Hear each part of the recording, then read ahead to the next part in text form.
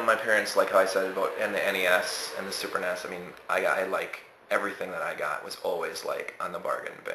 I mean, if I got Christmas presents or birthday gifts, like I remember the Super NES was out for a year, and then I finally got it, and then like the first games I got were like Super Ghouls and Ghosts, which was like 1999 because it had been out for a year already, and it's like $20.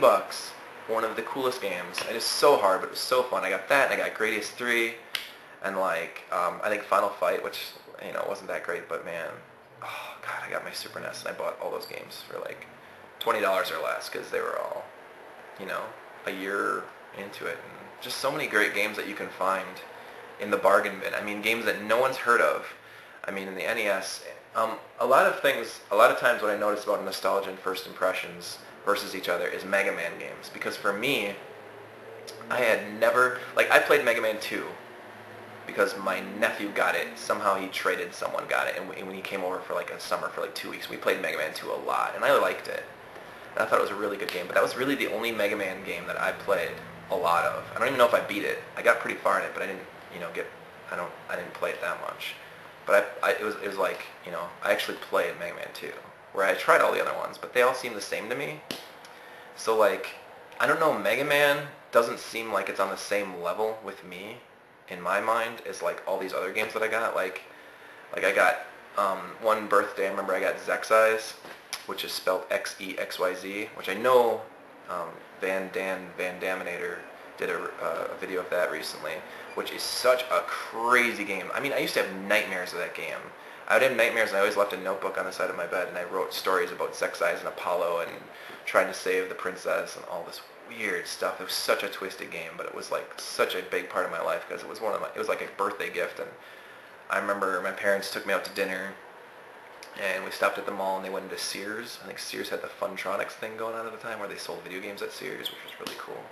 And I bought Zexeyes and like a birthday card, and we went out to dinner. I don't remember where we went, but we went somewhere, and then I opened Zexeyes at dinner, and it was like, never heard of this game before.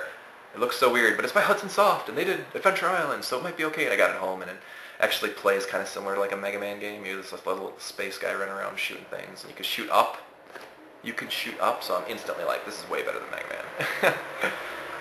But like, it's like a side-scroller game, but then half the levels were shoot 'em up style, so it was like, oh, I just love that. I had River City Ransom, and I would only get games on Christmas and my birthday. And so my parents, like, rather than spending $49.99 on one big budget game, which would be like Mega Man 3 or Ninja Turtles 2 or something huge that everyone else had that I was like begging for, they would buy me like one Christmas I got Dick Tracy and Bases Loaded 2 because they were both $9.99, which is fine because Dick Tracy, going back and playing that now, it's pretty bad. But back in the day, I played the shit out of that game. I played that, and I played a lot of Bases Loaded 2. But Bases Loaded is just Bases Loaded. All the Bases Loaded are pretty good baseball games. But I mean, my mom just, I mean, she usually was the one that picked these games out too. She picked out River City Ransom for me. She picked out Zexeyes for me. I picked out Skater Die 2 because that was like my first Christmas Nintendo game. I was really excited. It was, she's like, you can spend $20 or less. I think it was like $18.99 or something like that. But I got Ultima Quest the Avatar that way, and Hydelide, which I know a lot of people hate, but that was pretty much the first RPG I've ever played. Like, I didn't play Zelda. Everyone always talked about Zelda 1 and how awesome it was, and Zelda 2. I think the first Zelda game I ever actually played was Zelda 2, and I was like, this plays like Rambo, which I had. I had Rambo, but I didn't have Zelda 2, so I'm like, this is just like Rambo. Rambo's better.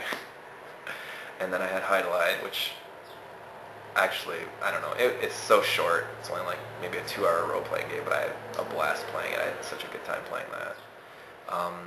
What are some other NES games I got?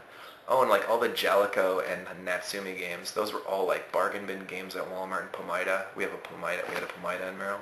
So I got like Shadow of the Ninja, which was like, I didn't have Ninja Gaiden, I had Shadow of the Ninja, which was like a 2-player simultaneous Ninja Gaiden game, which was amazing. I mean, it was so good. I wouldn't say it's as good as like Ninja Gaiden 2, but it's really, really good. Like top 20 NES games ever.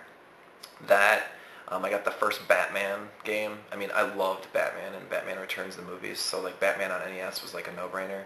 I absolutely loved Batman. And so I got that, and I had Shatterhand, which was really, really good.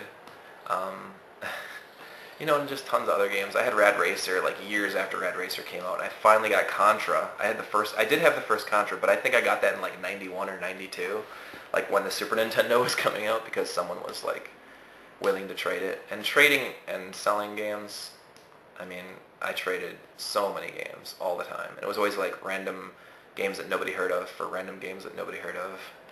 But you know, after a while, I got into the Super Nintendo, and then I got into TurboGrafx 16. And, you know, I'm really rambling. Holy crap.